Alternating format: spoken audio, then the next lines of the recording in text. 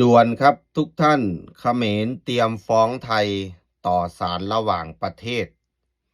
หาว่าชายชุดดำในเครื่องแบบข่มขืนหญิงชาวเขมรหรือว่าลุมโทรมสบายดีสวัสดีครับทักทายเอฟซีทุกท่านที่เข้ามาติดตามรับชมอยู่กับผมเทพโยกครับพี่น้องทั้งเมืองไทยตอนนี้กับประมาณ6 โมงเช้าทักทายพี่น้องฟังไทยฟังลาว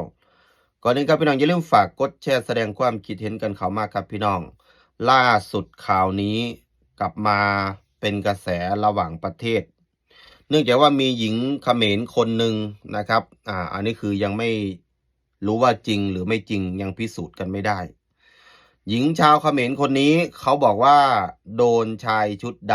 ำในเครื่องแบบของไทยเนี่ยเอาเธอไปข่มขืนหรือว่าเอาเธอไปลุมโทรมประมาณ7 คน6-7 คนเธอคงจะสวยมากนะครับทหารไทยเจ้าหน้าที่ไทยเนี่ยถึงอยากเธอขนาดนั้นนะครับรายละเอียดนะครับทุกคนเดี๋ยวขออนุญาตอ่านขึ้นรูปไพ่นะครับทุกคน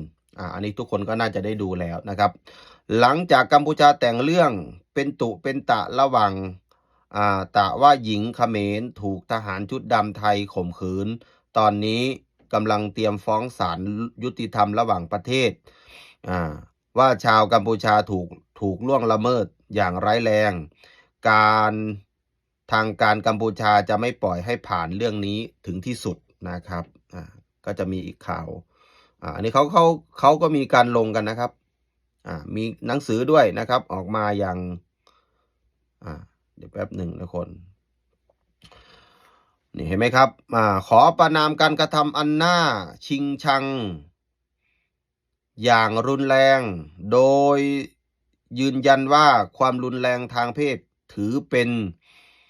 อาชญากรรมร้ายแรงและการละเมิดสิทธิมนุษยชนอย่างรุนแรงซึ่งต้องได้รับการลงโทษอย่างหนักนะครับอันนี้ก็มีหนังสือจากเขมรเขาประณามไทย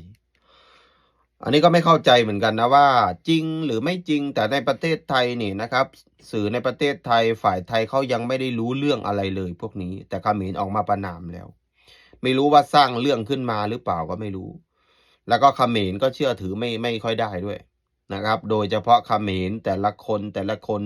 ที่ออกมาพูดถึงประเทศไทยเนี่ยนะครับถูกรังแกบ้างถูกทารุณบ้างมีพฤติกรรมที่ไม่ดีต่อเขมรบ้างนะครับเรื่องนี้ต้องพิสูจน์นะครับทุกท่านแต่สิ่งที่กัมพูชาออกมาแจ้งการทำหนังสือเนี่ยผมมองว่าเป็นมันเป็นการประณามไทยซึ่งไร้หลักฐานนะครับหลักฐานก็ยังไม่มีผู้หญิงคนนี้เขาบอกว่าอยู่กับเพื่อนนะครับไม่รู้เรื่องอะไรเลยนะครับจู่ๆนะครับชายชุดดำในเครื่องแบบ6-7 คนเนี่ยเอาเธอไปรุมโทรม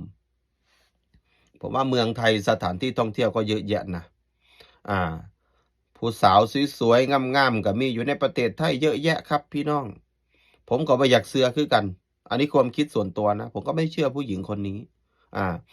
แต่อยู่ในเขมรนี่ปล่อยข่าวมาทีละนิดทีละหน่อยนะครับอย่างที่เห็นในภาพมีเจ้าหน้าที่เขมรนักการเมืองเขมรลงไปให้กำลังใจลงไปมอบอ่าอะไรนะเขาเรียกอะไรไปมอบกระเช้าดอกไม้นะครับให้กำลังใจเธอแล้วก็สัญญากับเธอว่าจะทวงความยุติธรรมจากประเทศไทยให้ได้นะครับจะขอประณามไทยนะครับการล่วงละเมิดทางเพศเนี่ยเอาง่ายกำลังจะไม่รู้จะหาหลักฐานมาจากไหนแต่ข่าวนี้ในประเทศไทยไม่มีนะยังไม่มีคนออกมายอมรับเพราะเจ้าหน้าที่ชุดดำ6-7 คนที่พูดถึงเนี่ยเขาไม่มีใครรู้เรื่องเลยข่าวที่ออกจากเขมรผมก็ไม่อยากจะเชื่ออันนี้คือพูดตามความเป็นจริงนะครับอยากเข้าใจว่าถ้าประเด็นนี้เป็นเรื่องใหญ่โตขึ้นมานี่อาจจะถ้าเป็นเรื่องจริงนะหรือไม่ใช่เรื่องจริงก็แล้วแต่ทำไมถึงมุ่งเป้าไปที่ทหารเจ้าหน้าที่ไทยเขาจะทำให้เจ้าหน้าที่ไทยนี่ไม่มีความน่าเชื่อถือเขาจะโจมตีทหารที่กำลังมีปัญหากับประเทศเขานะครับ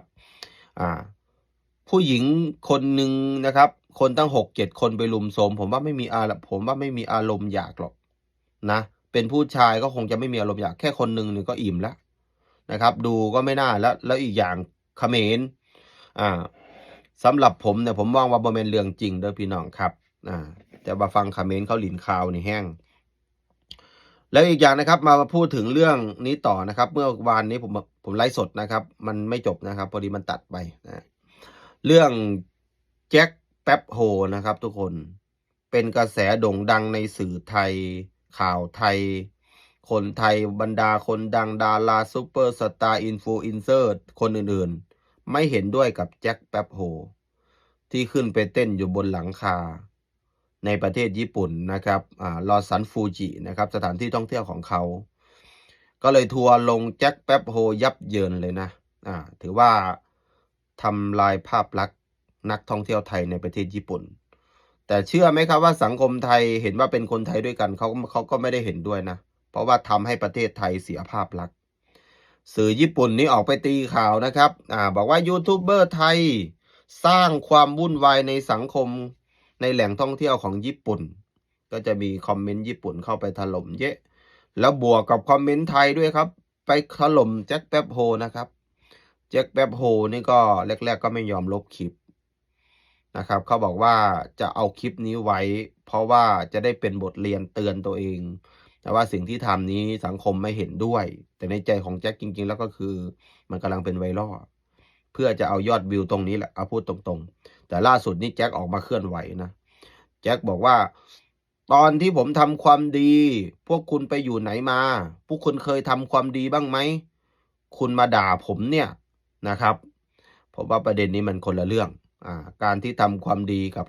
ทำความเสื่อมเสียให้กับประเทศไทยหรือว่าภาพลักษณ์นักท่องเที่ยวไทยในญี่ปุ่นมันคนละเรื่องกันนะครับ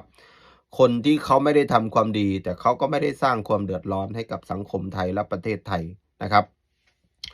อันนี้ก็เป็นข่าวที่พี่น้องคนไทยให้ผมออกมานำเสนอออกมาพูดในประเด็นเรื่องแจ็คแป๊บโฮนะบางทีคอนเทนต์นักยูทูบเบอร์ไทยอยู่ในประเทศไทยที่ทำมันก็มีเยอะแยะนะครับที่ทำเลยเกินเลยสังคมก็ไม่เห็นด้วยก็มีนะครับไม่ใช่ว่าเขาจะเห็นด้วยทุกคนแต่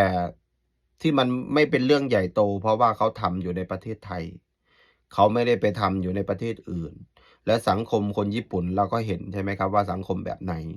ค่อนข้างเงียบมารยาทนี้มาอันดับหนึ่งเรื่องเจ้าระเบียบนะครับผู้คนเขาเป็นแบบไหนแล้วประเทศไทยนี่นักท่องเที่ยวไทยไปเที่ยวประเทศไหนมากที่สุดในโลกครับญี่ปุ่นเมื่อก่อนเกาหลีพอนักท่องเที่ยวไทยก็แบนเกาหลีมีประเด็นเรื่องผีน้อยอะไรต่างๆนะครับเรื่องเข้มงวดของญี่ปุ่นนี่แหละนะครับก็เลยไปเที่ยวเกาหลีแล้วก็เลยไปเที่ยวญี่ปุ่นตอนนี้ที่ทัวร์ไทยไปลงเนี่ยเขากลัวอย่างเดียวคือ1เขากลัวว่าญี่ปุ่นเนี่ยจะยกเลิกวีซ่าสำหรับนักท่องเที่ยวไทยกลัวว่าจะไปเหมารวมมันก็ถูกต้องแล้วนะครับที่สังคมนี้เข้าไปถล่มแจ็คและก็สื่อให้ถึงญี่ปุ่นเห็นว่าสังคมไทยไม่เอาเหมือนกันในพฤติกรรมแบบนี้ดำเนินคดีได้เต็มที่เลยนะครับนี่แหละครับพี่น้องครับขอบคุณหลายๆครับที่เข้ามาติดตามรับชมพี่น้องอย่าลืมฝากกดแชร์แสดงความคิดเห็นกันเข้ามานำเด้อครับพี่น้องครับสบายดีสวัสดีครับ